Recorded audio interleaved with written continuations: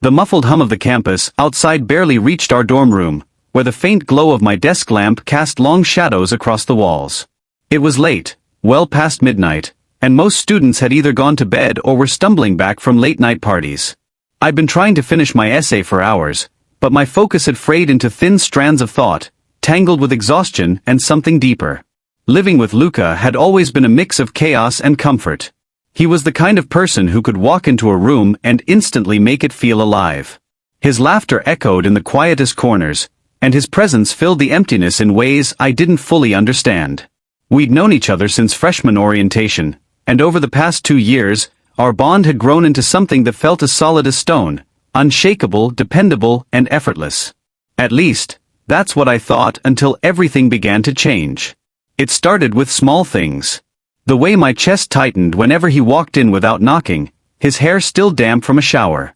The way his smile lingered in my thoughts long after he'd left the room.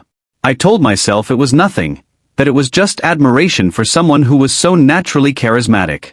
But late at night, when the walls felt closer and my thoughts grew louder, I couldn't ignore the pull, the ache that settled deep in my chest.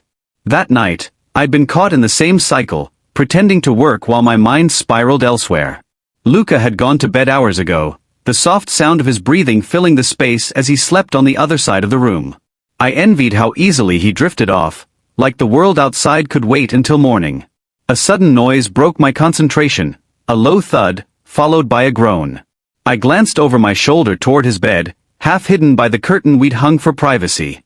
The curtain was pushed back slightly, revealing Luca sprawled across his sheets, one arm dangling off the side of the bed. He must have kicked something over in his sleep. I got up, careful not to make too much noise, and crossed the room. As I reached his bed, my breath caught. Luca had kicked off his blanket, the thin material pooled on the floor. His bare skin caught the dim light, his chest rising and falling in a slow, steady rhythm. I froze, my eyes darting away as heat rushed to my face. I hadn't meant to look. I hadn't meant to feel the way I did, like my heart was suddenly racing for reasons I didn't want to name. I turned away quickly, my hands trembling as I adjusted the blanket to cover him again. But even as I moved back to my desk, the image lingered, etched into my mind. And with it came a sinking realization, something between us had shifted, and there was no going back. Luca and I met on the first day of freshman orientation, both of us hopelessly lost on the sprawling campus. I had been clutching my map like a lifeline, squinting at the fine print, when his voice broke through my frustration. "You look like you're trying to find Atlantis," he said, grinning as he leaned against the wall near me. "Need a guide?" I looked up, startled. He was tall, with a mop of wavy, dark hair that seemed to defy gravity and an easy confidence that felt almost foreign to me. I wasn't used to people noticing me, much less offering help. But Luca had a way of making you feel like you were the center of the universe, even in a crowded room. We found the lecture hall together that day, and by the time the session ended, it felt like we'd known each other for years. It wasn't long before we realized we were both assigned to the same dorm, our rooms just down the hall from each other. It seemed natural to stick together after that, to walk to classes, grab lunch, and eventually spend more time in each other's rooms than our own. By the second semester, we decided to room together. "Might as well make it official," Luca had joked as he shoved his suitcase into my closet. From that point on, life became a series of shared moments, late-night pizza runs, arguments over whose turn it was to do the dishes, and endless games of Mario Kart that I never won but never stopped trying to. Luca was chaos embodied. He had a knack for losing his keys at least once a week, and his side of the room was perpetually in a state of creative disaster. But he was also fiercely loyal, the kind of person who would walk across campus at 2 a.m. to bring you a coffee if you were cramming for a test. I, on the other hand, was his polar opposite. I liked order, routines, and plans. My desk was always neatly organized, my notes color-coded, my schedule carefully mapped out weeks in advance. Luca teased me endlessly for it, calling me Captain Clipboard, but I knew he secretly appreciated the balance I brought to his whirlwind of spontaneity. Our friendship was effortless in a way I hadn't experienced before. We could spend hours talking about everything and nothing, debating movies, sharing childhood stories, and dissecting the meaning of life at 3 in the morning. Luca had this way of making even the most mundane moments feel special, like they were part of some grand adventure. But as close as we were, There were always unspoken boundaries between us. Luca was the kind of guy who wore his heart on his sleeve, who flirted shamelessly and could charm anyone in a heartbeat. He was everything I wasn't: outgoing, fearless, and magnetic. And while I admired those qualities in him, I never imagined he could see me as anything more than his quiet, dependable roommate. Still, there were moments when I wondered. Like the time we'd gone to a party together, and he'd spent the entire night by my side, ignoring the crowd in favor of our private jokes. Or the way he always seemed to notice when I was having a rough day, showing up with my favorite snacks or dragging me out for a walk to clear my head. But I dismissed those thoughts as wishful thinking, a product of my own insecurities and overactive imagination. After all, Luca had never given me any reason to believe he felt anything more than friendship for me. That's what I told myself, anyway. It wasn't until our second year that things started to shift. We'd fallen into a comfortable routine by then, our lives so intertwined that it was hard to remember what it had been like before we met. But there were little changes, small, almost imperceptible moments that made me question everything. Like the time he borrowed my hoodie and returned it weeks later, still unwashed, with a sheepish grin. "It smells like you," he'd said, as if that was explanation enough. Or the way he'd started sitting closer during our movie nights, his arm brushing against mine in a way that felt deliberate but unspoken. And then there were the silences. Luca was never one for quiet, but sometimes, I'd catch him watching me when he thought I wasn't looking, his expression unreadable. Those moments left me feeling exposed, like he could see through every wall I'd ever put up. I tried to ignore it, to chalk it up to my own overthinking. But the more I tried to push those feelings down, the harder they were to ignore. By the time winter break rolled around, I found myself looking forward to the solitude, hoping it would give me a chance to clear my head. But Lucas stayed on campus too, claiming he didn't feel like going home. "Too much drama," he'd said with a dismissive wave of his hand. So, it was just the two of us, alone in the dorms while everyone else left for the holidays. At first, it felt like any other week: movies, takeout, and endless hours of Mario Kart. But the emptiness of the building made everything feel more intimate, more charged. I started noticing the way his laughter echoed in the quiet halls, the way his presence filled the space in a way that made it impossible to think of anything else. And when he sat next to me, close enough that I could feel the warmth of his arm against mine, I felt my resolve start to crack. Whatever this was between us, it was growing, shifting, changing in ways I couldn't ignore. And as much as I tried to pretend otherwise, I knew I couldn't keep running from it forever. The change was so gradual at first that I almost missed it. It wasn't like Luca woke up one morning and decided to throw me off balance. He just had this way of slipping under my skin, becoming a part of me in ways I didn't recognize until it was too late to separate where he ended and I began. Winter break was the turning point. The dorms were eerily quiet, and without the usual noise of campus life, it felt like we existed in our own little world. At first, it was a relief, just the two of us with no expectations, no interruptions. But as the days stretched on, the silence between us became louder, filled with unspoken questions and lingering glances. One night, we were sitting on the floor of our dorm room, a half-eaten pizza box between us, watching some terrible action movie Luca had insisted was a classic. He was leaning back against his bed, his legs stretched out in front of him, and I was lying on my stomach, pretending to pay attention to the screen. "You're awfully quiet tonight," he said, his voice cutting through the explosions on the TV. I shrugged, keeping my eyes on the screen. "Just tired, I guess." He reached over and poked my shoulder, grinning when I flinched. "Tired or avoiding me?" That made me look at him. "Why would I avoid you?" "I don't know. You've been acting weird lately," he said, his tone teasing but his gaze steady. "Like you're carrying some big secret." For a moment, I panicked. Did he know? Had I been that obvious? But then he laughed and leaned back again, reaching for another slice of pizza. "Relax, I'm kidding. You're too boring to have secrets." I rolled my eyes, grateful for the out. But his words stuck with me long after the movie ended, echoing in my mind as I lay in bed that night.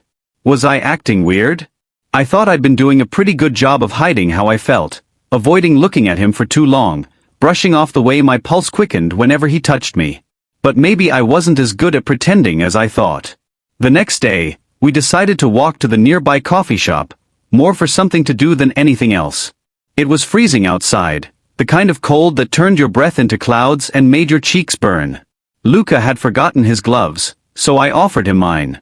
"They're going to stretch out," I said as he pulled them on, his hands comically large in the knitted fabric. "Guess you'll just have to get new ones," he replied with a smirk. We walked in companionable silence, our boots crunching on the snow-covered sidewalk. But every so often, our shoulders would brush, and I'd feel a spark of something electric. At the coffee shop, he insisted on paying for my drink, despite my protests. "Consider it a holiday gift," he said, sliding the cup across the table with a grin. As we sat there, watching the snow fall outside, I felt the weight of his gaze on me. When I looked up, he didn't look away. "What?" I asked, trying to sound casual. "Nothing," he said, but there was something in his tone, something that made my stomach flip. I looked back down at my cup, my hands tightening around the warm ceramic.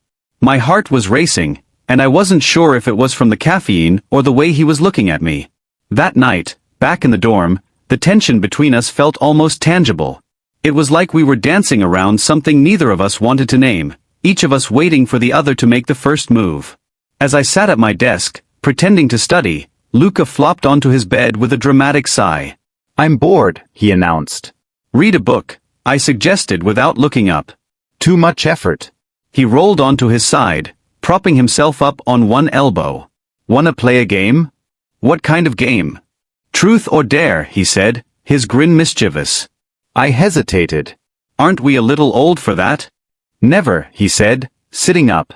"Come on, it'll be fun." Against my better judgment, I agreed. At first, it was harmless. Questions about childhood crushes, dares to do silly things like wear socks on our hands or balance a pencil on our noses. But as the game went on, the questions got more personal. "Truth," I said when it was my turn, hoping to keep things light. "Okay," he said, leaning forward. "Have you ever had a crush on someone you weren't supposed to?" The room felt suddenly too warm. I swallowed hard, my mind racing. Did he know? Was this his way of trying to get me to admit it? I hesitated, searching for an answer that wouldn't give me away. "Yeah, I guess." "Who?" he asked, his tone light but his eyes serious. "That's not how this works," I said, forcing a laugh. "You only get one question." Fine, he said, sitting back with a smirk. But the look in his eyes told me he wasn't done pressing me. Later that night as I lay in bed, I replayed the conversation in my head, analyzing every word, every glance. I couldn't shake the feeling that he was trying to tell me something, or maybe trying to get me to tell him something. The shift was undeniable now, a current pulling us towards something neither of us fully understood. And as much as I tried to resist it, I knew I was fighting a losing battle. It happened late one night, well past midnight, when the dorm felt like it belonged only to us. The world outside had gone quiet, the hum of the radiator and the faint rustling of trees in the wind the only sounds breaking the silence. I was at my desk, pretending to work on an assignment that wasn't due for another week, while Luca lay sprawled on his bed, scrolling aimlessly through his phone. "Hey," he said suddenly, his voice breaking through my haze of distraction. I glanced over my shoulder. "Yeah. Do you ever think about," he paused, frowning as if he were trying to find the right words, "about what people would say if they really knew us?" I turned my chair to face him fully, my heart skipping a beat. "What do you mean?" He sat up, swinging his legs over the side of the bed and leaning forward, elbows resting on his knees. His phone lay forgotten beside him. "Like if they knew who we were. Really knew us. Do you think they'd treat us the same?" I stared at him, trying to decode the look in his eyes. He seemed vulnerable, almost like he was waiting for me to say something that would give him permission to keep going. "I think the people who matter wouldn't care," I said cautiously. "The real ones would stick around." Luca nodded slowly, his gaze fixed on the floor. "Yeah. I guess you're right." The air between us felt heavy, charged with something unspoken. I wanted to ask him what he meant, what he was really trying to say, but I couldn't find the words. He looked up then, his eyes locking onto mine. "Can I ask you something?" "Sure." "Have you ever felt like you're keeping a part of yourself hidden? Like there's something about you that you're too scared to share, even with the people closest to you?" My throat went dry. "Yeah," I said softly. "I have." His lips curved into a small, almost sad smile. "It's exhausting, isn't it? Pretending to be something you're not." "Luca," I hesitated, unsure of where this was going but terrified of what it might mean. "Can I tell you something?" he asked, his voice barely above a whisper. I nodded, my heart pounding so hard I was sure he could hear it. He stood and crossed the small space between us, stopping just a foot away from my chair. He looked down at me, his expression unreadable. "I think I've been lying to myself," he said, his voice trembling slightly. "For a long time." I opened my mouth to respond, but no sound came out. My mind was racing, trying to make sense of his words, trying to prepare for what he might say next. "And I think," he took a deep breath, his hands clenching into fists at his sides. "I think I've been lying to you too." "Luca," I said, finally finding my voice. "What are you?" "Just let me say this," he interrupted, his tone almost pleading. "Because if I don't, I'm going to lose my nerve." I nodded, my chest tightening with anticipation. "I like you," he said, the words rushing out in a breathless tumble. "More than a friend. More than I should. And I know that's probably the last thing you want to hear, but I can't keep pretending like it's not true." For a moment, all I could do was stare at him, my mind struggling to catch up with what he'd just said. I must have looked like an idiot, sitting there with my mouth open and no idea how to respond. "Say something," he said, his voice breaking. "Please." I stood up, the chair scraping against the floor as I did. We were standing so close now that I could see the faint freckles on his nose, the way his eyelashes trembled slightly as he blinked. I started, then stopped, unsure of how to put everything I was feeling into words. "You're not the only one who's been pretending, Luca." His eyes widened slightly. "What do you mean?"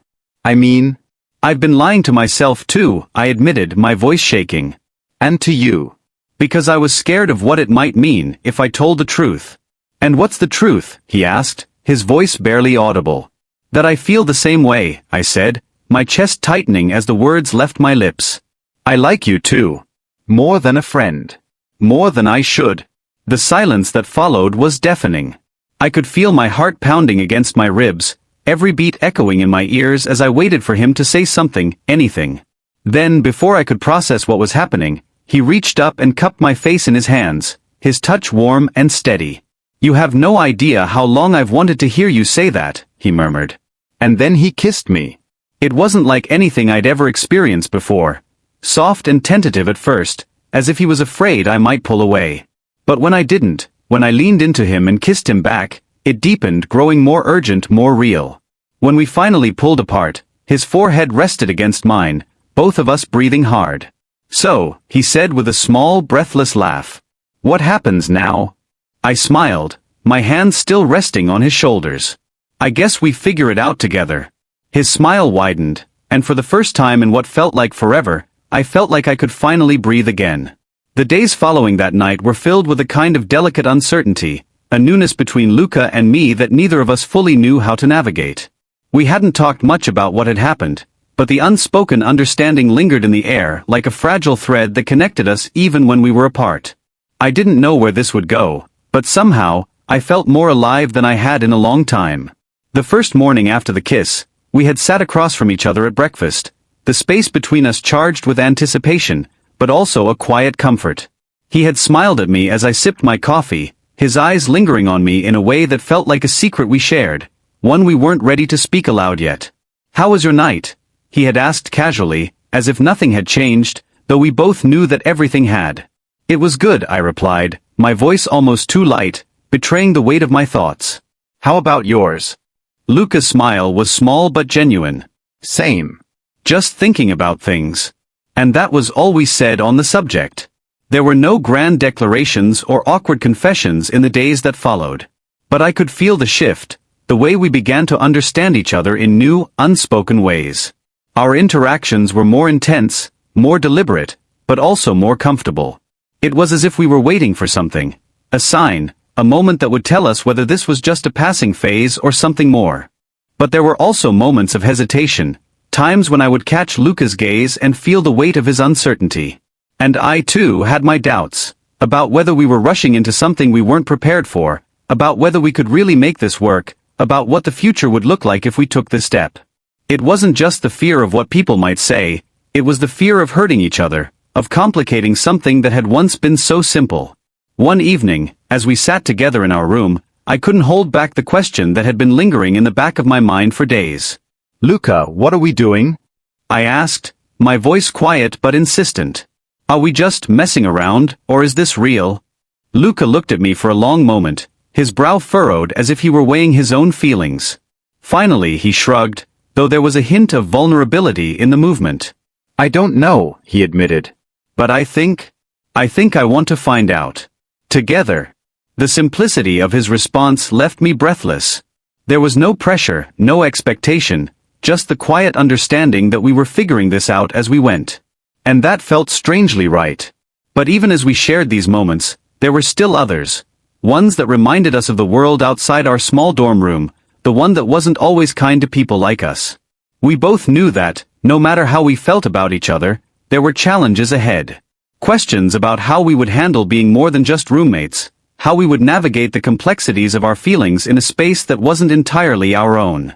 The first time we walked to class together, side by side, I noticed the small glances we exchanged, furtive looks, quick smiles that felt both thrilling and terrifying. But there were also moments when we pulled away from each other in public, unsure of how to act, unsure of who we were allowed to be in front of others. And that was okay. It was normal, I reminded myself. The process of figuring out who we were together wasn't going to happen all at once. One night, we were lying in bed, his side my side, but close enough that our legs brushed occasionally, sparking tiny jolts of electricity between us. The room was dim, the only light coming from the desk lamp casting shadows across the walls. You know, Luca said quietly, his voice barely a whisper in the quiet of the room, I've always been scared of what people would think. What if this isn't okay? What if we're doing this because we think we're supposed to? I turned my head to look at him, surprised by the rawness in his voice. Luca, do you think that's what this is? Just because we think we're supposed to feel this way? He was silent for a moment, staring at the ceiling, his brow creased in thought. I don't know. I guess part of me worries that we're just following a feeling because it feels good right now.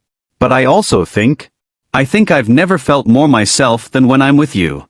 I felt my heart catch in my throat. His words were simple, but they hit me harder than anything we'd said to each other before. I knew exactly what he meant. And, for the first time in a long while, I realized that I didn't have all the answers, but that was okay.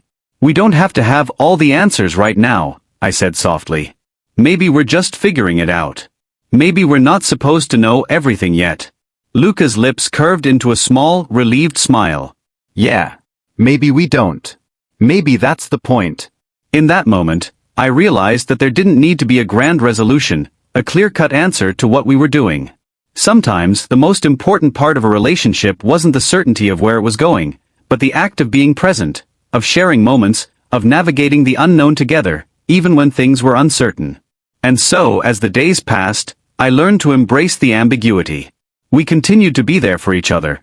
Quietly, deeply, with a connection that only grew stronger with each passing day. There were still questions, still fears, still moments of doubt.